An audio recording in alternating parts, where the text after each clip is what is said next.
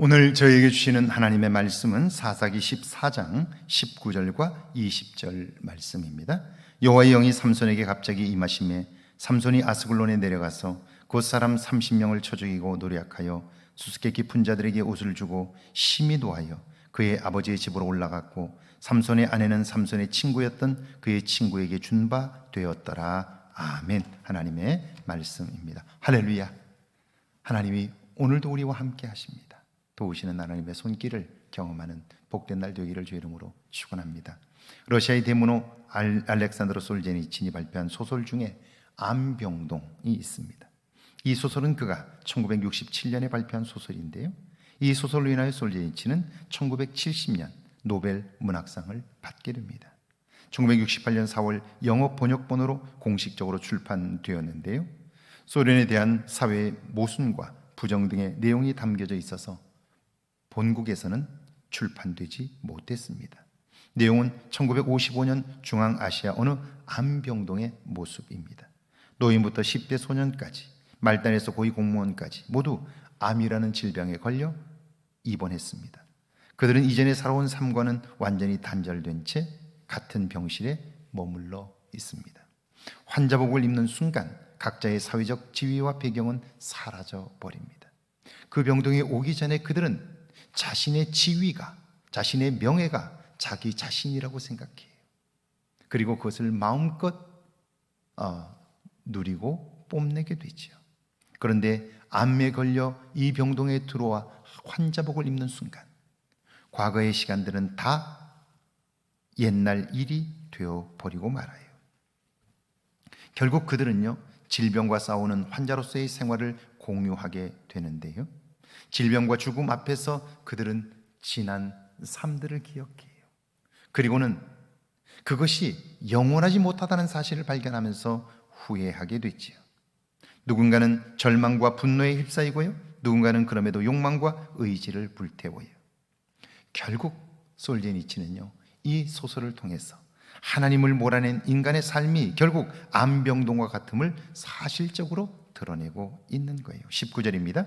여호와의 영이 삼손에게 갑자기 임하심에 삼손이 아스글론에 내려가서 그 사람 30명을 쳐 죽이고 노략하여 수수께끼 푼 자들에게 옷을 주고 심히 노하여 그의 아버지의 집으로 올라갔고, 블레셋 땅 딥나에 내려가 그곳 여인과 결혼한 삼손.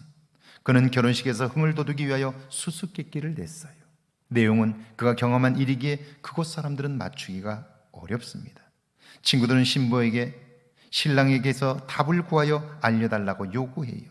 만약 그러지 않으면 불을 지르겠다고 협박을 합니다. 두려움을 느낀 신부는 울며 삼손에게 답을 요구했고, 결국 삼손은 답을 신부에게 알려줍니다. 잔치 7일째 되는 날, 삼손은 사람들에게 수수께끼의 답을 물었고, 신부를 통해 답을 얻어낸 친구들은 정답을 말합니다. 삼손은 그 답이 어떻게 나왔는지를 알고 있어요. 그래서 자기보다 친구들을 더 신뢰하는 신부에 대하여 실망하게 되죠. 그리고 답을 알아내기 위하여 신부를 위협한 친구들에게 분노합니다. 결국 블레셋 땅 아스글론에 내려가서 사람들을 쳐 죽이고 그들의 옷을 벗겨 대답한 사람들에게 줍니다. 그래도 화가 풀리지 않은 삼손은요, 결혼식 자리를 박차고 나와 그대로 이스라엘 자기 집으로 돌아옵니다. 자, 보세요. 하나님의 사람이지만 그가 하나님의 사람이 있어야 할 자리에서 벗어나게 되자, 하나님의 기준으로 사는 것이 아니라 자기 육신의 욕망의 눈으로 보며 판단하고 살게 되자, 결국 자기가 좋아하는 그 사람과 결혼은 할지 모르지만 그러나 실망하게 돼요. 그 일로 인하여 갈등을 겪게 되고요, 결국 그 여인과의 결혼 자리를 박차고 그것을 나오게 돼요. 그러자 20절입니다. 삼손의 아내는 삼손의 친구였던 그의 친구에게 준 바 되었더라. 삼손이 화를 내고 결혼식장을 뛰쳐나가자 신부의 부모님들은 결혼식에 참석했던 친구 중 하나와 그 신부를 결혼시킵니다. 결국 삼손은 신부를 얻지도 못하고 마음에 큰 상처만 입었습니다. 왜 이런 일이 벌어졌을까요? 삼손은 나실인입니다. 하나님을 위하여 살도록 구별된 사람이에요. 그런데 자기가 주인이 되자, 자기 눈에 좋아 보이는 대로 판단하며 살게 되자 이런 비극적인 일이 벌어진 거예요. 여러분, 오늘 우리는 어떨까요? 하나님의 사람들이죠. 우리를 그리스도인이라고 불러요. 그리스도를 닮은 사람이라는 뜻이죠. 과연 우리에게는 그리스도를 닮은 모습이 있나요? 내가 기준이 아니라 그분이 내 삶의 기준이고 말씀이 우리의 판단의 기준이 되고 있나요? 여전히 삼손처럼 우리는 우리의 눈에 좋아 보이는 것을 선택하며 살고 있지는 않은가요?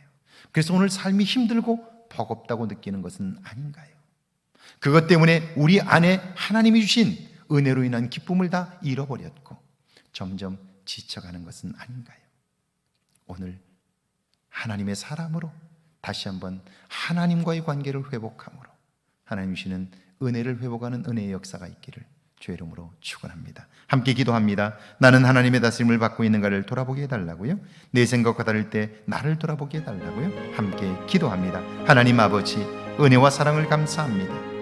나는 하나님의 다스림을 받고 있는가를 돌아보게 하시고 내 생각과 다를 때 나를 돌아볼 수 있도록 은혜를 베풀어 주옵소서. 하나님이 함께 하셔서 하나님의 도우심을 힘입게 부족함이 없도록 역사하여 주옵소서.